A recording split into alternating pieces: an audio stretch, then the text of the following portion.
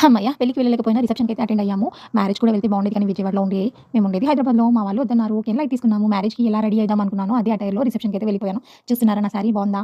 అలాగే red colour bangles వేసుకున్నాను. Hair షార్ట్‌గా ఉందని చెప్పేసి సవరంతో కవర్ చేశాను. మల్లెపూలు అంటే ఇలా మనం ట్రెడిషనల్‌గా రెడీ అయితే చాలా హ్యాపీగా ఉంటుంది కదా! నా నెక్ సెట్ చూసారా? కాసుల పేరనమాట. సో, నా బ్లౌజ్ కూడా ఇలా స్టిచ్ చేయించాను. మీకు నచ్చిందా? అయితే ఒక కామెంట్ చేయండి. సో, వాళ్ళ మ్యారీడ్ లైఫ్ చాలా బాగుండాలనే ఉద్దేశంతో గణేష్ సీనరీ అయితే తీసుకున్నాము గిఫ్ట్‌గా ఇద్దామని. సో, మేమైతే బయలుదేరిపోయాము గిఫ్ట్ తీసుకొని. ఇక్కడ అందరూ ఫోటోస్ దిగుతున్నారు. స్టేజ్ పైన మేమేం చేస్తాంలే అని చెప్పేసి మేము కూడా మా ఫ్యామిలీ ఫోటో తీసుకున్నాము. ఇంతకీ రిసెప్షన్ ఎవరిది అనుకుంటున్నారా? మా హస్బెండ్‌కి అలాగే మా మరిదికి కూడా ఫ్రెండ్స్ అనమాట. సో, వాళ్ళు మేము కలిసి వెళ్ళిపోయాము.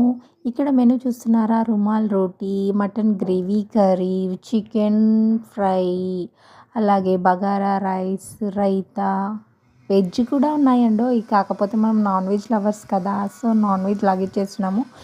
యాక్చువల్‌గా చెప్పాలి అంటే ఫ్రెండ్స్, ఏదైనా ఫంక్షన్‌కెళ్ళినప్పుడు చాలా ఐటెమ్స్ ఉంటాయి. హ్యాపీగా తినొచ్చు అనుకుంటాం కానీ అసలు ఏమీ తినబుద్ధి కాదు. మీకు ఇంతేనా? ఇంటికైతే వచ్చేసాము. వాళ్ళిచ్చిన రిటర్న్ గిఫ్ట్ ఏంటో మనం చూసేద్దాము. అదేంటో ఆడవాళ్ళకి వాళ్ళు డబ్బు పెట్టి కొనుక్కున్న ఐటెమ్స్ కంటే ఎవరైనా గిఫ్ట్‌గా చేసిందైతే చాలా ఇష్టము. నాకైతే అంతే. మరి మీరేమంటారో కామెంట్ చేసేయండి. సో, వాళ్ళిచ్చిన గిఫ్ట్ చూస్తున్నారా? మన ప్రేమకు, మన బంధానికి ఈ వేడుక ఒక పండగ. మా గుర్తుగా ఈ కానుక మీకోసం అని చెప్పేసి ఇలా రాసి అయితే వాళ్ళ ఫోటోతో ఉంది. చాలా బాగుంది.